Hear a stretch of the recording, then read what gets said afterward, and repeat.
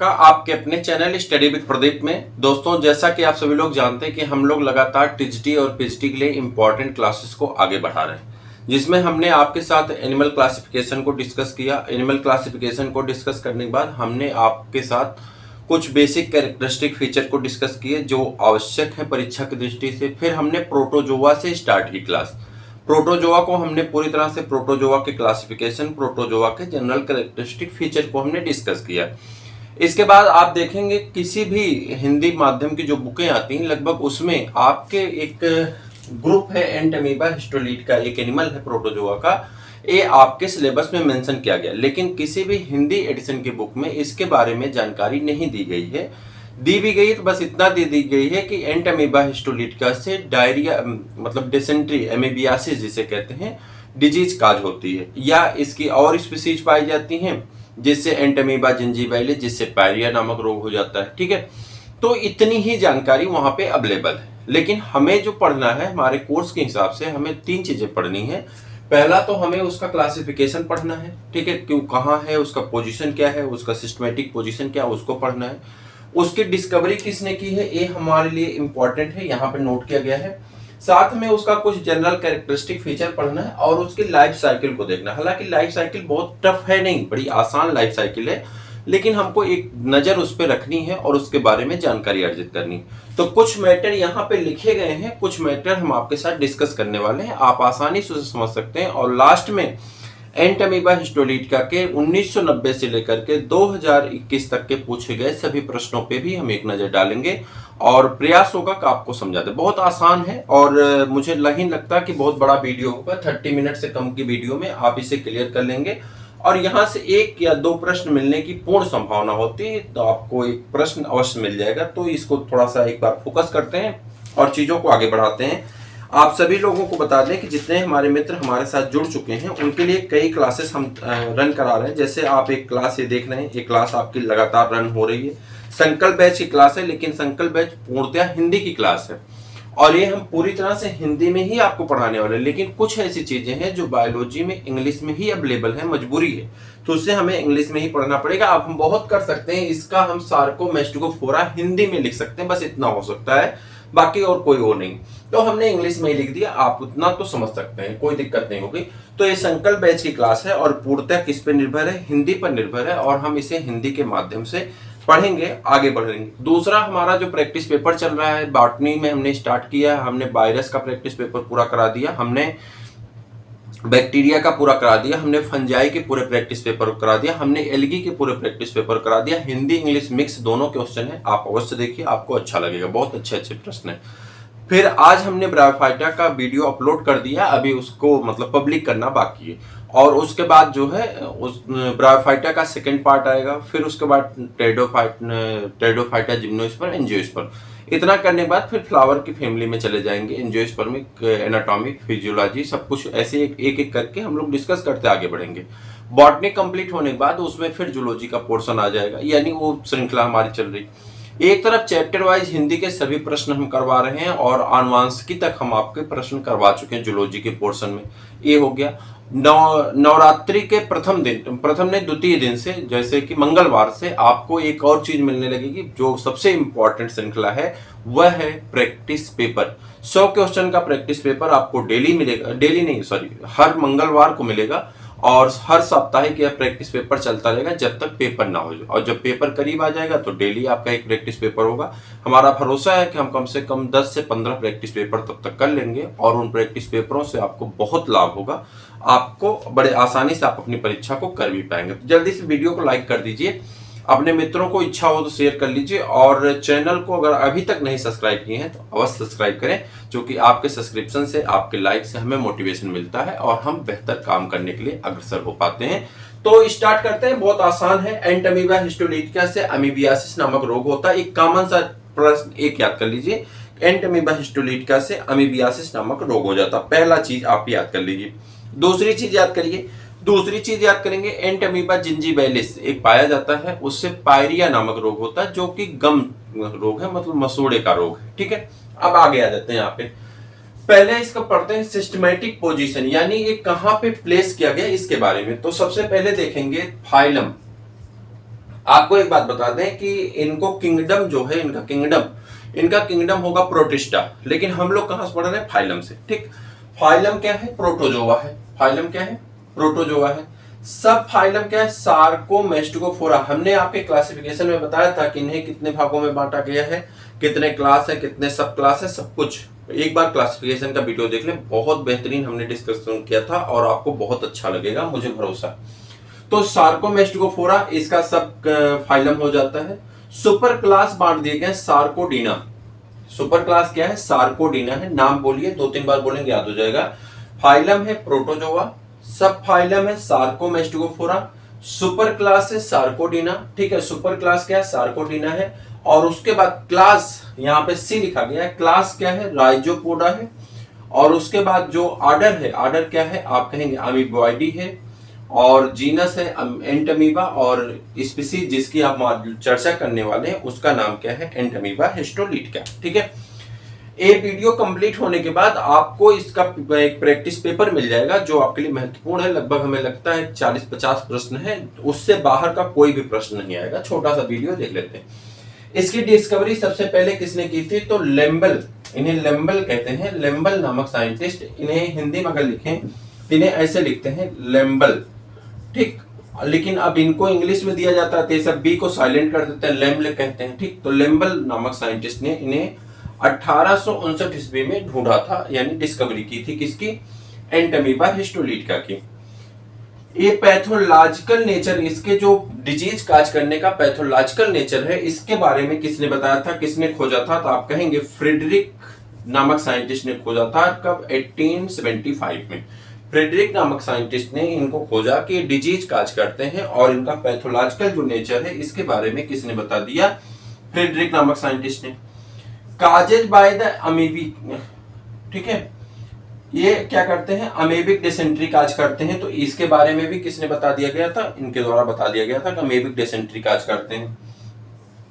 Successful culture किसने किया था? तो आप कहेंगे ड्रोवल ने किया था और इनको सक्सेसफुल कल्चर कर लिया था। तो ये है आपके 1925 में। ये आसान है, आप कोई दिक्कत नहीं। इसमें से बस 2 आपको याद रखना है, बाकी इसका कोई बहुत मतलब नहीं। इधर आ जाइए। जनरल कैरेक्टरिस्टिक फीचर में पहली पॉइंट है कॉस्मोपॉलिटन इन नेचर, यानी ये विश्वव्यापी हैं, सभी जगह पे उपस्थित रहते हैं। यानी ये कैसे हैं? ऑटोट्रॉपिक भी होते हैं, ठीक है, हेट्रोट्रॉपिक भी होते हैं, वर्ल्ड वाइड होते हैं। और एक किसमें पाए जाते हैं? पैरासाइटिक नेचर में ज्यादा पाए जाते हैं। ऑटोट्रॉपिक का कोई एग्जाम्पल मिलता नहीं है, कहीं कहीं पे लिखा हुआ ऑटोट्रॉपिक, लेकिन ज्यादातर इन्हें कैसे पाए जाते हैं? पैरासाइटिक फॉर्म में पाए जाते हैं। और पैरासाइटिक फॉर्म किसमें आता है? हेट्रोट्रॉपिक में। 1-2 प्रैक्टिस पेपर में इसे जो है ऑटोट्रॉपिक दिखा दिया गया है, लेकिन एक्चुअली में ये जो बुक है किसकी आपकी आती है ना, कोटपाल की, आर्यल कोटपाल की, उसके बुक में कहीं पे भी एक शब्द इनके लिए ऑटोट्रॉपिक नहीं लिखा है। लेकिन कुछ प्रैक्टिस पेपर में ऑटोट्रॉपिक दिया गया और उसमें दिखाया गया कि इस साल में इसे माना गया था, लेकिन पता नहीं कहां तक। लेकिन आप इतना जानिए कि पैरासाइटिक फॉर्म में होते हैं और पैरासाइटिक ही आपको सही लगाना है जब भी एक क्वेश्चन आपको मिले। ठीक, वर्ल्ड वाइड होते हैं, सभी जगह अवेलेबल होते हैं, सभी जगह पाए जाते हैं। इनसे एक रोग काज होता है अमेबिक डिसेंट्री। इनसे कौन सा रोग होता है? अमेबिक डिसेंट्री नामक रोग हो जाता है। तो आप कहेंगे अमेबिक डिसेंट्री नामक रोग के लिए रिस्पॉन्सिबल होते हैं। अमेबिक डिसेंट्री नामक रोग के लिए रिस्पॉन्सिबल होते हैं। इसी को हम लोग क्या कहते हैं? अमीबियासिस भी कहते हैं, या इसी को हम लोग अमीबियासिस नामक रोग से जानते हैं। अमीबियासिस नामक रोग से जानते हैं। तो इस रोग के लिए रिस्पॉन्सिबल होते हैं। और इनसे यह रोग किससे होता है? इंटेस्टाइन में। यह रोग किस पे इफेक्ट करता है? इंटेस्टाइन में इफेक्ट करता है। और इंटेस्टाइन में इफेक्ट करने से जो उसकी म्यूकस लेयर होती है, म्यूकोसा लेयर, उस पे इफेक्ट करता है, जिसकी वजह से क्या होता है? आपको पेन होती है, टूल जो होते हैं वो लूज हो जाते हैं और कभी कभी अल्सर की कंडीशन आ जाती है। तो इंटेस्टाइनल अल्सर हो जाता है, इंटेस्टाइनल अल्सर का काम हो जाता है, अल्सर हो जाता है। और ये किसके कारण होता है? इन्हीं के कारण होता है। और वो कौन है? एंटमीबा हिस्टोलिटिका के कारण होता है। ठीक है, एंटमीबा हिस्टोलिटिका के कारण इंटेस्टाइन में रहते हैं और ये इन्फेक्शन फैलाते हैं और इसकी वजह से कभी कभी इंटेस्टाइनल अल्सर की कंडीशन आ जाती है और इंटेस्टाइनल अल्सर हो जाता है। ठीक है, अब आगे बढ़ जाते हैं। और कुछ इनके बारे में खास जानकारी है नहीं, इनके बारे में बस इतनी सी जानकारी आपको याद रखना है। ये इंडोपैरासाइट फॉर्म में पाए जाते हैं, मेन में पाए जाते हैं, found in the upper part of the large intestine. कहां पे पाए जाते हैं? लार्ज इंटेस्टाइन के अपर पार्ट में पाए जाते हैं।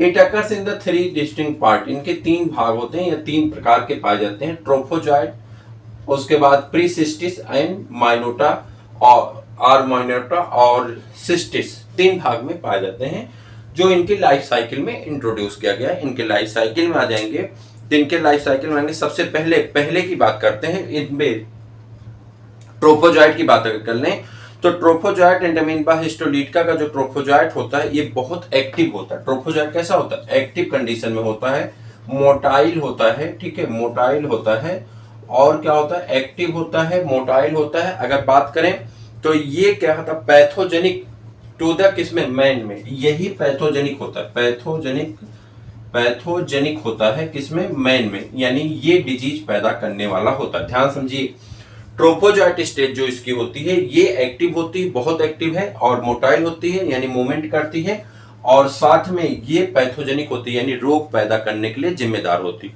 ये कहां पाई जाती है? म्यूकस एंड सब म्यूकोसा लेयर में, लार्ज इंटेस्टाइन में।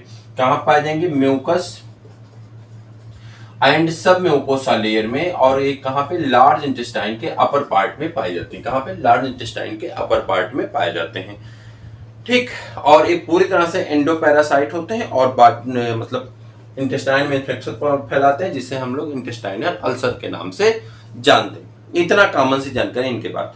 अब नंबर 2 है कौन से? प्रीसिस्टिस के बारे में अगर हम चर्चा कर लें, प्रीसिस्टिस कैसा होता है? ये एंटामीबा हिस्टोलिटिका का नॉन मोटाइल पार्ट होता है। एक ऐसा पार्ट होता है, ये नॉन मोटाइल पार्ट होता है आपका। एक सेकेंड, इसको जो प्रीसिस्टिस है एक ऐसा होता है नॉन मोटाइल होता है, एक ऐसा है एक्टिव है, मोटाइल है, एक ऐसा है नॉन मोटाइल है, मोटाइल पार्ट होता है। कौन?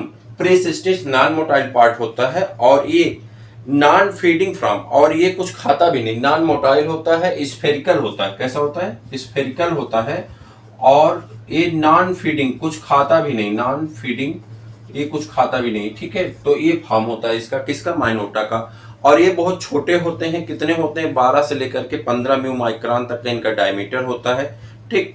और ये भी कहाँ पाए जाते हैं? Lumen of the intestine, intestine के ल्यूमेन में ही पाए जाते हैं। अब सिस्टिस की बात करते हैं, तो इसके ऊपर क्या होता है कि एक दीवार बन जाती है जिसे हम लोग सिस्ट वॉल कहते हैं, और ये सिस्टिक फॉर्म का होता है। यही सिस्टिस फॉर्म क्या करता है? प्रीसिस्टिक स्टेज है, उसके बाद सिस्टिक स्टेज है, और सिस्टिक स्टेज कन्वर्ट होगी बाई न्यूक्लिएट, टेट्रान्यूक्लिएट, और यही जर्मिनेट करके क्या बनाएगी? अगली पीढ़ी तक जाने का काम करती। तो अब इसके हम लोग कहाँ इंटर कर जाते हैं? लाइफ साइकिल में। छोटी सी टॉपिक है, बहुत ज्यादा परेशान होने की आवश्यकता नहीं है, ना ही ज्यादा क्वेश्चन यहाँ से पूछे जाते हैं। अभी आपका क्लियर हो जाएगा, परेशान मत होइए, ठीक। होस्ट की बात करते हैं। इसका जो होस्ट होता है कैसा होता है? मोनोजेनिक होता है। एक चीज याद रखिएगा, मोनोजेनिक होता है। मोनोजेनिक का मतलब होता है कि रोग एक ही जीव में फैलता है, यानी इसके इंटरमीडिएट होस्ट की आवश्यकता नहीं पड़ती। जैसे बहुत सारी ऐसी लाइफ साइकिल पढ़ेंगे जहां पे इंटरमीडिएट होस्ट की आवश्यकता पड़ेगी, लेकिन यहाँ पे इंटरमीडिएट बीच में कोई नहीं आएगा, ह्यूमन से ह्यूमन तक ही जाएंगे, तो बीच में कोई इंटरमीडिएट होस्ट नहीं होगा। इसीलिए इसे क्या कहते हैं? Only one host is required for the life cycle के लिए एक ही होस्ट की आवश्यकता होती है।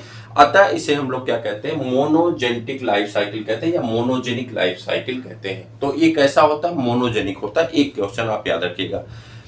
अब इसके लाइफ साइकिल में आ जाते हैं, और यहां से आपको डायरेक्ट यहां पे आए और आपको दिखाएं लाइफ साइकिल के बारे में। थोड़ा सा हम आपका कैमरा मूव करेंगे ताकि आप पूरी तरह से इसको देख सकें। हाँ, इसमें अगर देखेंगे तो यहाँ पे आपको ट्रोफोजॉइट स्टेट दिख रही है। ट्रोफोजॉइट मैंने आपसे बताया एक्टिव होगा, मोटाइल होगा, पैथोजेनिक फॉर्म होगा।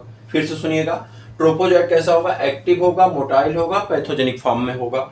अब ये क्या हुआ? ट्रोफोजॉइट स्टेज ये क्या करता है? अपना बाइनरी फिजन करता है। और बाइनरी फिजन के बारे में आप अच्छी तरह से जानते हैं। पहले सेल का जो साइटोप्लाज्म, सेल डिवीजन तो आपको याद ही होगा। सेल डिवीजन कैसे होता है? तो आप कहेंगे सेल डिवीजन होता है कि सेल के सभी पार्ट एक पास आ जाते हैं, फिर उसमें ग्रोथ होने लगती है। यानी इंटरमीडिएट स्टेज जो आता है, इंटरमीडिएट स्टेज के 3 भाग होते हैं, G1, यस और G2। G1 फेज में सेल बड़ी होंगी, यस फेज में सिंथेसिस ऑफ द न्यूट्रिएंट या जो डीएनए आरएनए है उसका सिंथेसिस होगी, और यस फेज में सेल की ग्रोथ होगी, ठीक। G1 में ग्रोथ है, यस में सिंथेसिस है, और G2 में ग्रोथ है। उसके बाद आपका आ जाता है यम फेज यानी माइटोटिक डिवीजन, जिसमें क्या करेगा, सेल डिवाइड करेगा और सेल डिवाइड करके क्या बनाएगी, नई नई कोशिकाओं का निर्माण करेगी, जिसमें प्रोफेज आता है, मेटाफेज, एनाफेज, टेलोफेज, साइटोकाइनेसिस। ठीक, तो सेल डिवाइड करने के लिए प्रिपेयर हो रही, सेल डिवाइड करने के लिए प्रिपेयर होती ट्रोफोजॉइट की। बाइनरी फिजन होता है, और बाइनरी फिजन आपको पता होगा, जिससे सपोज करिए कि एक कोई सेल है, यहां से इरेज कर दें इसको, अब कोई इसकी आवश्यकता नहीं है, आपने नोट कर लिया होगा या आप पढ़ चुके होंगे। ठीक, अब मान लेते हैं कोई सेल है और इस सेल में क्या हुआ कि इसका न्यूक्लियस डिवाइड करने के लिए तैयार हो रहा है। पहले किसका डिवीजन होता है, कैरियोकाइनेसिस। ध्यान सुनिएगा एक एक बात, अब पहले कैरियोकाइनेसिस होती है और कैरियन मींस होता है न्यूक्लियस, तो कैरियोकाइनेसिस होती है और इसका मतलब होता है केंद्रक का विभाजन होता है। हिंदी में मिलता नहीं, इसलिए आप लिखते चलिए यहीं पे जो हम बोल रहे हैं। पहले किसका विभाजन होता है, केंद्रक का। केंद्रक के विभाजन होने के बाद इसकी स्थिति कुछ इस प्रकार से आ जाती है कि केंद्र एक ही कोशिका में दो कंडीशन बन जाती है, और ये कंडीशन कैसी होती है, कुछ इस प्रकार से हो जाती है। और यहाँ पे एक न्यूक्लियस यहाँ, एक न्यूक्लियस यहाँ, बीच का साइटोप्लाज्म। कुछ ही समय के बाद न्यूक्लियस क्या करता है, साइटोप्लाज्म को अपनी दिशा में खींचता है, और ऐसा होने से कुछ ही समय के बाद यह सेल क्या करेंगे, टूट जाएंगी। और सेल कितने भागों में बट जाती हैं, दो बराबर बराबर भागों में बट जाती हैं, जो कि यहाँ पे आपको दिखाया गया। यह प्रोसेस कहलाती है बाइनरी फिजन। ट्रोफोजॉइट की बाइनरी फिजन अवस्था होती। ट्रोफोजॉइट बाइनरी फिजन में डिवाइड करेगा और एक सेल से दो सेल का फॉर्मेशन करेगा। फिर से समझिए, एक सेल होगी, वह सेल डिवाइड करेगी, चूंकि सेलुलर लेवल पे है, यूनिसेलुलर है, सेल डिवाइड करेगी, सेल डिवाइड करके बाइनरी फिजन का कंप्लीट करेगी। बाइनरी फिजन में दो सेल बनती हैं, एक सेल आपकी चली गई, दूसरी सेल भी जाएगी, लेकिन एक सेल की लाइफ साइकिल को हम लोग दिखा रहे हैं। यह सेल स्थिर नहीं रहेगी, बल्कि यह सेल दो काम करेगी। ध्यान से देखिए, यह सेल यहाँ पे आने के बाद यही सेल है, या तो ये फिर ट्रोफोजॉइट में कन्वर्ट हो जाए, ध्यान से समझिए, अब यहीं पे समझना है, या तो फिर ये ट्रोफोजॉइट में कंप्लीट हो जाए, तब तो फिर ये उसी तरह से डिवीजन करेगी। लेकिन अगर ये ट्रोफोजॉइट से किसमें चला जाए, नॉन मोटाइल में, प्रीसिस्टिक स्टेज में। याद आया, प्रीसिस्टिक कैसा है, स्फेरिकल है, नॉन मोटाइल है, नॉन फीडिंग है, नॉन, ठीक है, इन्फेक्टेड तो है। तो ये कैसा होगा कि प्रीसिस्टिक स्टेज में चली जाए। दो कंडीशन हो सकती है, या तो ये फिर डिवाइड करने के लिए चले जाए, या तो ये स्थिरता में चली जाए। स्थिरता में जाएगी तो स्थिरता में जाने के बाद क्या बनाएगा, प्रीसिस्टिक स्टेज बना लेगा, और जैसे ही प्रीसिस्टिक स्टेज बनाएगा, ये प्रीसिस्टिक स्टेज कन्वर्ट हो जाएगा सिस्टिक स्टेज में। कारण ये है कि सिस्टिक स्टेज में ये विलुप्त ना हो, इसलिए अपने ऊपर एक सिस्ट वाल का फॉर्मेशन कर ली।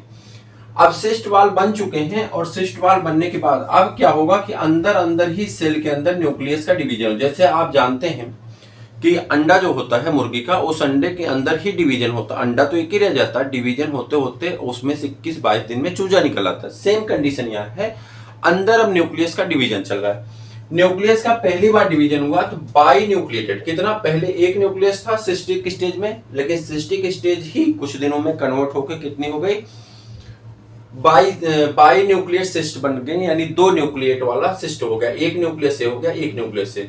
ये अभी माना नहीं, दूसरी बार फिर डिवीजन कर गया और कितने हो गए, 4 हो गए। चारों डिवाइड होने के बाद कोई से क्या कहते हैं, क्वाड्री न्यूक्लिएट सिस्ट आ गई, और ये चारों डिवाइड होने के बाद अब इसमें सिस्ट वाल धीरे धीरे डिजेनरेट होगी, फेवरेबल कंडीशन आ गई, विलुप्त होगी, और जैसे विलुप्त होगी इस सभी चारों सेपरेट हो जाएंगे, और सेपरेट होकर के बहुत सारे 8 बना लेंगे, और डिवाइड कर कितनी सेल बनाएंगे, 8 बनाएंगे, और फिर 8 डिवाइड होकर सेपरेट हो जाएंगे, पाउच फट जाएगा। एक तरह से कहते हैं कि मल्टीपल फिजन के द्वारा सब बाहर निकलेंगे और सब एक साथ फैल जाएंगे, और आपकी शरीर एक पेशेंट हो जाएगी, किसकी, एंटामीबा हिस्टोलिटिया की। यही कॉमन सी जानकारी है, बहुत कठिन नहीं, बहुत आसान है। इसको इतना आसान है कि आप यहाँ पे कुछ समझ ही नहीं सकते, समझने के लिए कुछ है ही नहीं, ठीक है, बहुत बेसिक है। बस रटने वाली कुछ चीजें हैं जिससे आपको रटना पड़ेगा, ये नाम वगैरह हैं, इन्हें आपको रटना पड़ेगा। अब एक नजर हम लोग डाल लेते हैं, हम आपको कुछ प्रश्न तो करवा देते हैं, कुछ प्रश्न अभी हम इसका प्रैक्टिस पेपर में आपको आज ही डाल देंगे, क्योंकि अब एक एक टॉपिक जो हमारी खुलती जाएगी उसका प्रैक्टिस पेपर भी साथ में हम करते जाएंगे। जो टॉपिक पढ़ेंगे उसका प्रैक्टिस पेपर आपको डीओ रिकॉर्डर से स्कैन करके आपको मिलता रहेगा। तो अभी हम लोग जो टॉपिक पढ़े हैं, इस टॉपिक के बारे में एक बार हम लोग चर्चा कर ले। 10 से 15 क्वेश्चन है, आराम से आप सुनिएगा। 2 मिनट का हमें समय दे दीजिए, हम आपको ये पूरे सभी प्रश्न करवा देंगे। आप रिवीजन भी करने जाएंगे तो आपको इसका लाभ अवश्य मिलेगा, आप ध्यान से अगर सुने रहेंगे तो। पहला प्रश्न पूछा जा रहा है, अच्छा हाँ, इसके कुछ और स्पीसीज होते हैं, मैंने कई बार बता दिया कि एंटामीबा जिंजीबेलिस से पायरिया होता, और भी स्पीसीज पाई जाती है, लेकिन हमसे 2 से ही काम हमारा चल जाएगा, तो हमें और पढ़ने की आवश्यकता नहीं। देखिए पहला क्वेश्चन पूछा जा रहा है कि which of the following human parasite protozoans is found in the human mouth and damage gum. निम्न में से कौन सा मानव परजीवी प्रोटोजोआ मनुष्य में मुख में पाया जाता है और मसूड़ों को क्षति पहुंचाता है, यानी नुकसान पहुंचाता है। Entamoeba gingivalis, Entamoeba coli, Entamoeba histolytica, Entamoeba intestinalis. तो आपका सही आंसर होगा एंटामीबा जिंजीबेलिस। ये पायरिया रोग के लिए रिस्पॉन्सिबल होता है और आपके मसूड़े को नुकसान पहुंचाता है। पायरिया रोग के लिए जिम्मेदार कौन? एंटामीबा जिंजीबेलिस। याद रखिएगा, एंटामीबा जिंजीबेलिस पायरिया रोग के लिए रिस्पॉन्सिबल है। आसान सा क्वेश्चन, आसान सा answer. Entamoeba histolytica has, Entamoeba histolytica में क्या पाया जाता है? तो एंटामीबा हिस्टोलिटिका में 1 स्यूडोपोडियम पाया जाता है। देखिए ये सेल है और एक सेल कहाँ पे है, यहाँ पे देखिए एक कैसे पाए जाएंगे, स्यूडोपोडिया बनाते हैं। तो ये आपको याद रखना होगा। अगर आप थोड़ा सा ध्यान दिए होंगे पीछे वाले क्लास में, क्लासिफिकेशन वाले में, तो आपको याद होगा कि क्या बनाएगा, स्यूडोपोडिया बनाएगा। ठीक। Entamoeba histolytica has, Entamoeba histolytica में होती हैं, क्या होती हैं? 1 contractile vacuole, 2 contractile vacuole, 3 contractile vacuole या कॉन्ट्रैक्टाइल वैक्यूल एब्सेंट। तो इसमें कॉन्ट्रैक्टाइल वैक्यूल एब्सेंट होता है। अक्सर प्रश्न पूछा जाता है अमीबा में और एंटामीबा हिस्टोलिटिका में, अमीबा में और एंटामीबा हिस्टोलिटिका में क्या डिफरेंस है? तो इसमें कॉन्ट्रैक्टाइल वैक्यूल पाया जाएगा और इसमें कॉन्ट्रैक्टाइल वैक्यूल क्या होता है? एब्सेंट होता है। तो ये आंसर आपको याद रखना होगा। एंटामीबा में क्या होता है? कॉन्ट्रैक्टाइल वैक्यूल एब्सेंट होता है। अब सुनिए, एंटामीबा हिस्टोलिटिका पेचिस रोग के लिए जिम्मेदार है, आंत से संबंधित है, बड़ी आंत के ऊपरी हिस्से में पाए जाते हैं। एंटामीबा जिंजीबेलिस आपके पायरिया के लिए जिम्मेदार है और एंटामीबा कोलाई जो है एक किसके लिए है? ये आपके आंत का परजीवी। इसकी खोज सर्वप्रथम फ्रेडरिक लॉस ने की थी। किसने? ये देखिए फ्रेडरिक के आगे नहीं लिखा गया, लॉस है, तो फ्रेडरिक लॉस ने किया था। किसकी? इसकी खोज की थी 1875 में। क्या खोजा था? इन्होंने डिस्कवरी नहीं की थी इसकी, किसकी? इन्होंने डिस्कवरी ये की थी कि इसका पैथोलॉजिकल नेचर क्या है। एंटामीबा हिस्टोलिटिका के पैथोलॉजिकल नेचर की खोज किसने की थी? लॉस ने की थी। जबकि खुद डिस्कवरी किसने की थी? लंबेल ने की थी। ठीक है, याद रहेगा। आगे बढ़ जाएंगे। एंटामीबा हिस्टोलिटिका किसके लिए जिम्मेदार होता है? तो आप कहेंगे एंटामीबा हिस्टोलिटिका पेचिस के लिए जिम्मेदार होता है, परासरण नियंत्रण कारण इसके ठीक पर। Causative agent of the dysentery, dysentery के लिए काजेटिव एजेंट कौन होता है? यानी डिसेंट्री, अमीबिक डिसेंट्री के लिए काजेटिव एजेंट कौन होता है? तो नाम ही बताने की जरूरत नहीं, एंटामीबा हिस्टोलिटिका आपको पहले से ज्ञात है। अगला प्रश्न पूछा गया है infective stage of the Entamoeba histolytica, Entamoeba histolytica का संक्रामक अवस्था कौन सी होती है? एंटामीबा हिस्टोलिटिका की संक्रामक अवस्था कौन सी होती है? तो इसे क्वाड्रीन्यूक्लिएट सिस्ट कहिए, या क्वाड्रीन्यूक्लिएट की दूसरी भाषा में कह सकते हैं टेट्रान्यूक्लिएट, कह सकते हैं ना, टेट्रान्यूक्लिएट सिस्ट अवस्था को। इसके बाद सिस्ट से निकल जाएगा और ये डिजीज काज करने के लिए बढ़ जाएगा, तो टेट्रान्यूक्लिएट सिस्ट अवस्था जो आएगी ये क्या होगी? काजेटिव एजेंट के रूप में होगी, या इसी को आप क्या कह सकते हैं? क्वाड्रीन्यूक्लिएट सिस्ट कह सकते हैं। मैंने बताया ना कि यहाँ से फेवरेबल कंडीशन आ जाएगी, सिस्ट वॉल टूट जाएगा और सभी के सभी क्या होंगे? डबल हो जाएंगे, तुरंत डिवाइड करके 8 बनाएंगे और तुरंत शरीर में फैल जाएंगे। तो डिजीज पैदा करने वाली स्थिति कौन सी होती है? क्योंकि ये नॉन मोटाइल है, नॉन इन्फेक्टिव है, और ये कहाँ पे है? Non motile, non infective, non feeding cyst अवस्था। ये आराम से बैठे रहेंगे, इनको कोई दिक्कत नहीं। लेकिन फिर एक्टिव बनने के लिए कहाँ से? यहाँ से अलग होंगे। जैसे सिस्ट वॉल खत्म होगी तुरंत एक्टिव हो जाएंगे और बीमारी पैदा करने के लिए रिस्पॉन्सिबल हो जाएंगे। तो ये आपका हो जाता है। हमने आपको साथ में ये भी बताया था कि कैसे होते हैं, मोनोजेनेटिक होते हैं, एक ही ऑर्गेनिज्म में जीवन साइकिल पूरी हो जाती। ठीक है। अगला प्रश्न पूछा गया contractile vacuole is lacking in which of the following protozoan. कौन सा ऐसा प्रोटोजोआ है जिसमें कॉन्ट्रैक्टाइल वैक्यूल नहीं पाया जाता है? तो वो है आपका एंटामीबा हिस्टोलिटिका। कहीं पे आ जाए एंटामीबा हिस्टोलिटिका को ही सर्च करिएगा कि अगर वो ऑप्शन में है तो प्रोटोजोआ में उसी पे जाइएगा कि यहाँ पे क्या पाया जाता है? कॉन्ट्रैक्टाइल वैक्यूल एब्सेंट होता है। ठीक है, एब्सेंट होता है। क्लियर? चले, अनुपस्थित रहता है हिंदी में कहें तो। Contractile vacuole is absent in, फिर वही क्वेश्चन रिपीट हुआ, तो आप इसका आंसर बता ही सकते हैं आप। और उसके बाद how many nuclei are found in the mature cyst of the entamoeba coli, कितने इसमें न्यूक्लियाई पाए जाएंगे? तो मेच्योर होते तक इसमें न्यूक्लियाई की संख्या कितने हो जाएंगे? 1 2 3 4 5 6 7 8, कितनी हो जाती है? 8 न्यूक्लिएट स्टेज पाई जाती हैं। The infective stage of Entamoeba histolytica का इन्फेक्टिव स्टेज कौन सा होता है जो रोग पैदा करता है?